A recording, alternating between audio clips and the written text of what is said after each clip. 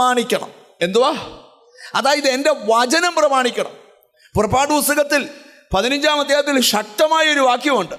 നിന്റെ ദൈവമായ യഹോവയുടെ വാക്ക് നീ ശ്രദ്ധയോടെ കേട്ട് അവന് പ്രസാദമുള്ളത് ചെയ്തെങ്കിൽ, അവന്റെ കൽപ്പന പ്രമാണിച്ച് നടക്കുന്നെങ്കിൽ മിസ്രയീമ്യർക്ക് വരുത്തിയ നിന്റെ ദൈവമായ യഹോവയുടെ വാക്ക് നീ ശ്രദ്ധയോടെ കേട്ട് അവന് പ്രസാദമുള്ളത് ചെയ്യുക. പുറപ്പാട് പുസ്തകം 15-ാം അധ്യായം 26-ാം വാക്യം. അവന് പ്രസാദമുള്ളത് ചെയ്യുകയും അവന്റെ കൽപ്പനകളെ അനുസരിച്ച് അവന്റെ സകല വിധികളും പ്രമാണിക്കുകയും ചെയ്താൽ ഞാൻ മിസ്രയീമ്യർക്ക് വരുത്തിയ വ്യാധികളിൽ ദൈവകൽപ്പന പ്രമാണിച്ചാൽ മിസ്രയീമ്യർക്ക് വരുത്തിയ വ്യാധികളിൽ ഒന്നും നിനക്ക് വരത്തില്ല. ഞാൻ നിന്നെ സൗഖ്യമാക്കുന്ന യഹോവയാകുന്നു. ആ ഭാഗവും ഞാൻ വിടുക. മൂന്നാമത്തെ കാര്യമായി ഇനി പ്രസംഗിക്കാൻ പോകുന്നു. സ്തോത്രം. ദൈവത്തെ സ്നേഹിച്ച് അവന്റെ കൽപ്പന പ്രമാണിച്ചാൽ 1000 തലമുറ വരെ ദൈവം ദയ കാണിക്കും.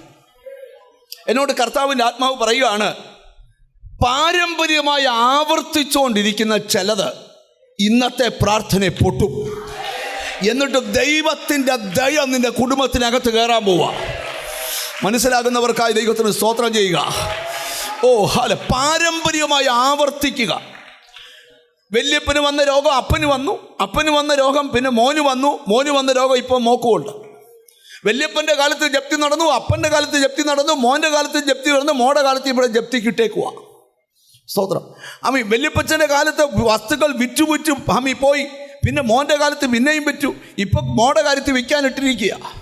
പാരമ്പര്യമായി തുടരുന്ന പലതും ഇന്ന് ബ്രേക്കായിട്ട് എഴുതിയിട്ടോ ഇന്ന് തൊട്ട് നിന്റെ കുടുംബത്തിനൊരു മാറ്റം നടക്കണം. ഹല്ലേലൂയ. യേശുവിൻ്റെ നാമത്തിൽ ചിലർ മനസ്സുകൊണ്ട് പ്രാർത്ഥിച്ച, കർത്താവേ എന്നോടൊന്ന് ദയ കാണിക്കണേ, എന്നോട് കരുണ കാണിക്കണേ. യേശുവിൻ്റെ നാമത്തിൽ നിന്റെ രക്തബന്ധങ്ങൾ കാണാൻ പോവാ ദൈവം നിന്നോട് ദയ കാണിക്കുന്നത്. നിന്റെ ചുറ്റുപാടുകൾ കാണാൻ പോവാ ദൈവം നിന്നോട് യേശുവിൻ്റെ നാമത്തിൽ ചില നിന്നെ പിന്തുടരുന്ന ചില പാരമ്പര്യ സ്പിരിറ്റുകളെ ഇന്ന് ദൈവം പിടിച്ചു കെട്ടാൻ പോവുക. ഇനി അത് കൃപ വെളിപ്പെടട്ടെ. നന്ദി കർത്താവേ. എന്നോട് ദൈവത്തിൻ്റെ ആത്മാവരെ ഒരു ലിമിറ്റിനപ്പുറത്ത് ഉയരാൻ കഴിയാതെ നിന്റെ പുറകെ വരുന്ന ചില പാരമ്പര്യ വ്യാപാരം. എനിക്ക് ബൈബിളിൽ ഏറ്റവും ഇഷ്ടമുള്ള എന്താണെന്നറിയാമോ? ഇസ്രായേൽ മക്കൾ വിട്ടിട്ടും ഫറവോൻ വിടുകയില്ല.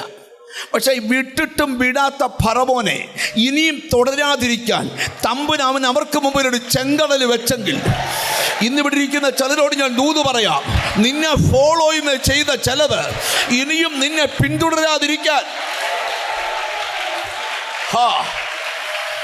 Glory to God. എവിടെയോ യേശുവിൻ്റെ നാമത്തിൽ നിന്റെ കുടുംബം ഇങ്ങനെ പോകേണ്ടതല്ല, നിന്റെ വിശ്വാസം ഇങ്ങനെ പോകേണ്ടതല്ല. നിന്നെ ഏതോ ഒരു ശക്തി പിന്തുടരുക. നീ വിടുതലിന്റെ വാതിക്കൽ എത്തുമ്പോൾ നിന്നെ പിടിച്ചു വലിച്ചോണ്ട് പോകും. ഇന്ന് പകല കെട്ട് പൊട്ടിയിട്ട്